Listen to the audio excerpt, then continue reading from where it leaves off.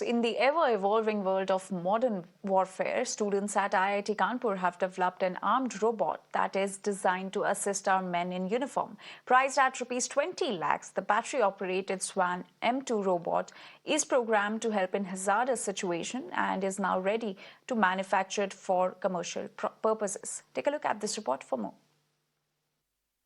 Swan M2, a nimble-footed robot developed by the mechanical department of IIT Kanpur, is now ready to be manufactured for commercial purposes by Xterra Robotics. The manufacturers claim that Swan M2 has the potential to assist in hazardous industries by performing tasks that would be dangerous for humans. Additionally, the robot is expected to play a critical role in supporting armed forces in border areas where it could be deployed for surveillance and even search and rescue operations. Swan M2 is an advanced version of a similar robot developed earlier, known as Swan M1.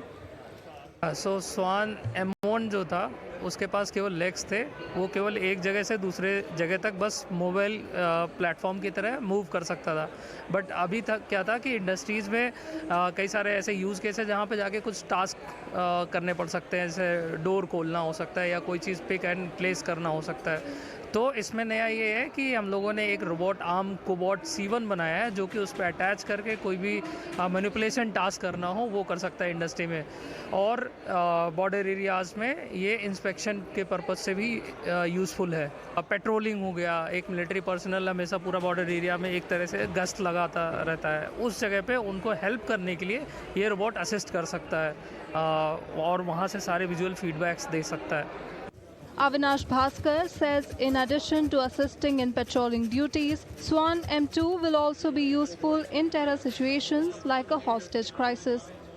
इसको military में इस तरीके से भी इस्तेमाल कर सकते हैं, जैसे कोई एम्बुस कंडीशन है जहाँ पे कुछ लोगों को बंदी बनाया गया है, उस जगह में एज अ फर्स्ट रिस्पॉन्डर इस रोबोट को अंदर भेज सकते हैं बिना किसी हार्म के, और वहाँ से वो रोबोट पता करके आ सकता है कि कितने लोग हैं वहाँ पे, क्या खतरे आ सकते हैं सामने. फिर उसके बाद से अपना जो ह्यूमन फॉर्म है मिलिट्री का वो जाके वहाँ पे एग्जीक्यूशन कर सकता है व्हाटएवर.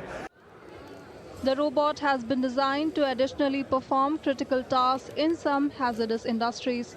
पिक्चर्स हुआ, टेम्परेचर, जो भी इंस्ट्रूमेंट वहाँ लगा हुआ है उन सभी इंस्ट्रूमेंट का पूरा मॉनिटरिंग करना, टेम्परेचर देखना और वही हेल्थ मॉनिटरिंग. कुछ गड़बड़ी हो सके ये ऑयल और गैस टाइप की फैक्ट्रीज़ में जहाँ पे हजार्डियस है, कुछ मैन्युफैक्चरिंग प्लांट्स हो सकते हैं या पावर सिस्टम जहाँ पे ये बिजली निर्माण का काम होता है. The robot is equipped with thermal and RGB-based cameras, which will make human detection easy.